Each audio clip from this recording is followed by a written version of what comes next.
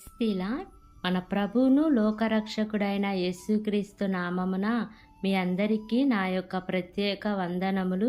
ఈ ఉదయకాల సమయమున దేవుడు మనకిస్తున్నటువంటి వాగ్దానమును చదువుకుందాం. నహూము గ్రంథము 1వ అధ్యాయము 7వ వచనము.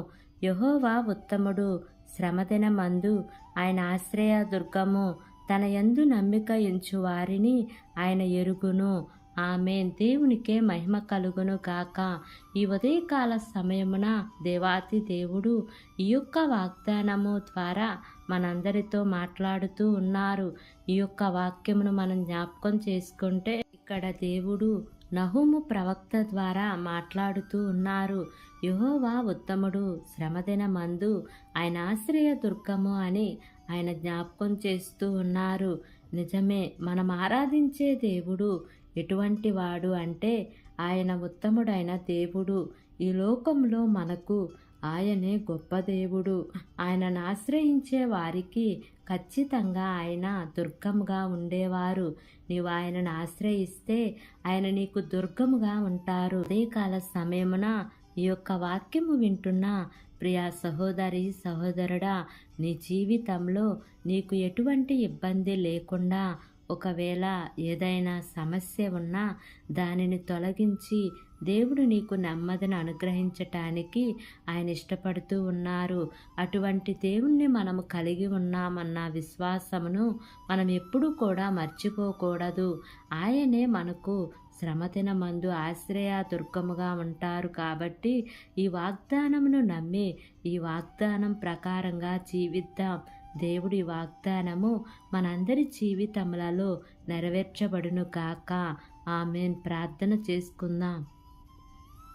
ప్రేమ కలిగిన యేసయ్యా, కృప కలిగిన దేవా, నీకు వందనాలు తండ్రి, నీకు స్తోత్రములు ప్రభువా.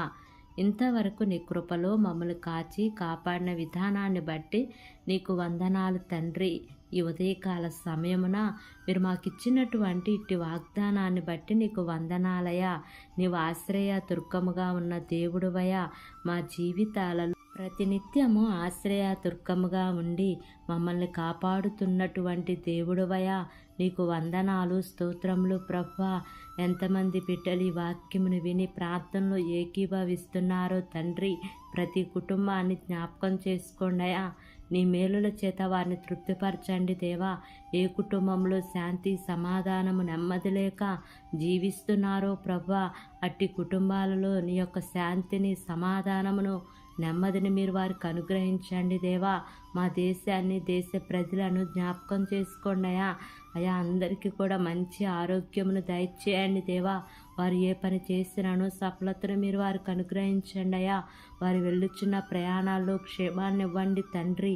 ఈ దినము నూతనముగా ప్రారంభిస్తున్న ప్రతి కార్యక్రమంలో యేసయ్యా మీరు ముందుండి నడిపించమని, నా యొక్క ప్రార్థన ఆలకించి అంగీకరించమని నజరేయుడైన యేసు అతి పరిశుద్ధ నామమున అడిగి వేడుకొని పొంది ఉన్నాము తండ్రి. Amen, amen, amen. Praise the Lord. God bless you all.